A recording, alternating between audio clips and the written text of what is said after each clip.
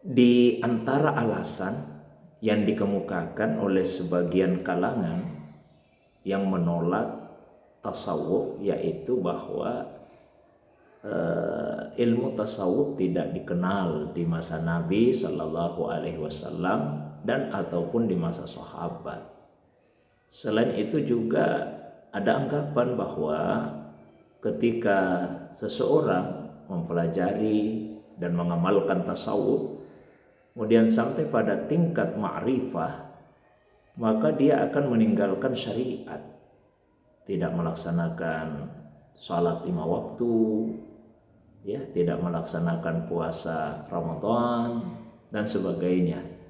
Karena yang terpenting adalah ma'rifah, mengenal Allah Subhanahu wa taala. Benarkah anggapan yang seperti itu?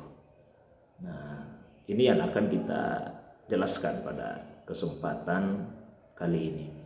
Sebelumnya itu, mari sama-sama kita memuji Allah Subhanahu wa taala. Allah yang telah menurunkan ketenangan di dalam hati orang-orang yang beriman, agar bertambah keimanan selain iman yang sudah ada di dalam hati sebelumnya. Salawat dan juga salam penghormatan semoga senantiasa Allah curahkan kepada kekasih kita Rasulullah Muhammad Sallallahu Alaihi Wasallam.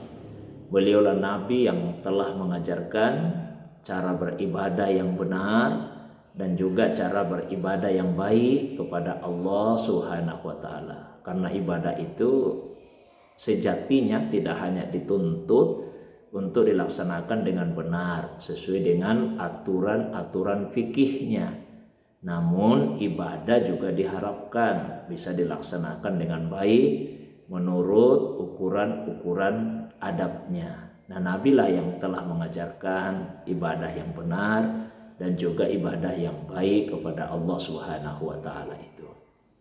Saudaraku sekalian yang semoga dirahmati, dimuliakan oleh Allah Subhanahu wa taala. Kembali kepada pertanyaan awal tadi. Benarkah anggapan bahwa tasawuf itu tidak ada di masa Nabi Shallallahu Alaihi Wasallam? Nah, untuk menjawab pertanyaan tersebut harus kita pahami bahwa tasawuf adalah ilmu dan amal. Jadi tasawuf itu bukan sekedar ilmu secara teoritis, tapi dia juga adalah amal. Kalau sebagai amal, maka tasawuf sudah dipraktekkan. Tentu yang pertama sekali mempraktekkan dan mengamalkan tasawuf adalah Rasulullah Sallallahu Alaihi Wasallam.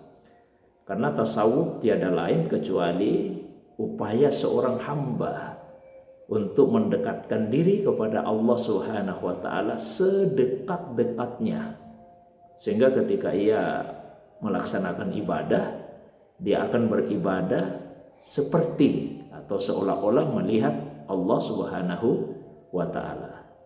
Bahkan jika tidak bisa seperti itu, paling tidak dia yakin bahwa Allah Subhanahu wa taala melihatnya. Itu tasawuf secara amal, secara praktek. Tentu Rasulullah SAW yang lebih dulu mengamalkan itu. Nah, kalau secara ilmu, seperti ilmu-ilmu keislaman yang lain, secara teoritisnya ya memang belum dikenal di masa Nabi Shallallahu Alaihi Wasallam. Ilmu itu baru disusun secara sistematis jauh setelah wafatnya Nabi Shallallahu Alaihi Wasallam. Tapi sudah diamalkan sejak di masa Nabi. Ilmu usul fikih misalnya, peletak dasarnya adalah Imam Syafi'i rahimahullahu ta'ala anhu. Ilmu hadis misalnya, peletak dasarnya adalah Muhammad ibnu Syihab az-Zuhri, semoga Allah merahmatinya. Itu dalam ilmu hadis riwayat. Kemudian dalam ilmu hadis diraya, peletak dasarnya adalah Imam Ar-Ramah Hurmuzi, ya, semoga Allah merahmatinya. Begitu juga dengan ilmu-ilmu keislaman yang lain. Seperti itulah adanya tasawuf sebagai satu ilmu.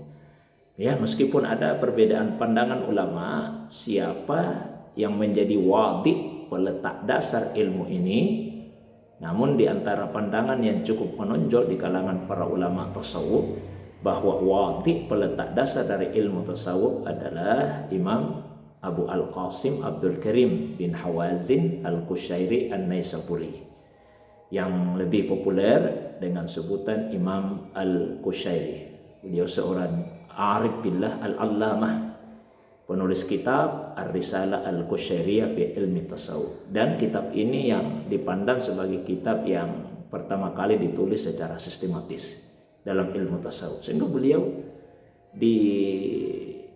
dijadikan oleh para ulama sebagai wadi, letak dasar dalam ilmu tasawuf. Terus anggapan yang kedua, benarkah ketika tasawuf itu diamalkan, dipraktekkan, maka syariat kemudian akan diabaikan? Ini anggapan yang sangat keliru. Bagaimana mungkin sementara seseorang yang benar-benar bertasawuf justru dia akan semakin ketat dalam melaksanakan syariat. Syekh Junaid Al-Baghdadi yang dipandang sebagai sayyidu hadhihi ta'ifah, penghulu dari ta'ifah, dari kelompok tasawuf, bahkan berkata, tariquna hadza muqayyadun bil kitabi was sunnah. Jalan kita ini, kata beliau, itu terikat dengan kitab, terikat dengan Al-Quran, dan terikat dengan As-Sunnah. Maknanya apa? Tidak ada dalam tasawuf yang menyimpang, yang melenceng keluar dari jalur Al-Quran dan jalur hadis Nabi Shallallahu Alaihi Wasallam. Yang kadang-kadang terjadi adalah sebagian kalangan tidak memahami kandungan dari Al-Quran dan hadis Nabi SAW sebagaimana yang dipahami oleh para ulama tasawuf, karena menafsirkan Al-Quran itu selain secara riwayah, secara dirayah, juga ada tafsir yang dinamakan dengan tafsir isyari. Nah, metode tafsir isyari ini yang kerap kali digunakan oleh ulama-ulama tasawuf. Dengan demikian, saudaraku sekalian, jangan ada keraguan untuk mempelajari ilmu tasawuf dan mengamalkannya. Justru sepertiga ilmu agama itu di dalam tasawuf, sepertiganya lagi dalam fikih, sepertiganya dalam ilmu tauhid. Itulah iman, Islam, dan ihsan. Esensi tasawuf ada pada ihsan, beribadah kepada Allah Subhanahu wa taala seolah-olah melihat Allah Subhanahu wa taala. Mudah-mudahan Allah Subhanahu wa taala memberikan kepada kita semua kejernihan hati, kelapangan hati, ya, sehingga kita bisa mempelajari ilmu ini dengan cara yang sebaik-baiknya. Tentu harus melalui bimbingan dari para mursyid, dari para guru, yang juga mendapatkan bimbingan dari mursyid, dari gurunya, sampai kepada Rasulullah Sallallahu Alaihi Wasallam, sehingga ada silsilahnya, ada mata rantainya. Nah, semoga setelah kita pelajari, kita bisa amalkan dalam kehidupan keseharian kita. Mudah-mudahan dengan penjelasan yang singkat dan sederhana ini, ya, sudah bisa menghilangkan keraguan di dalam hati sebagian orang terhadap ilmu tasawuf. Demikian yang bisa kami sampaikan, semoga ada manfaatnya.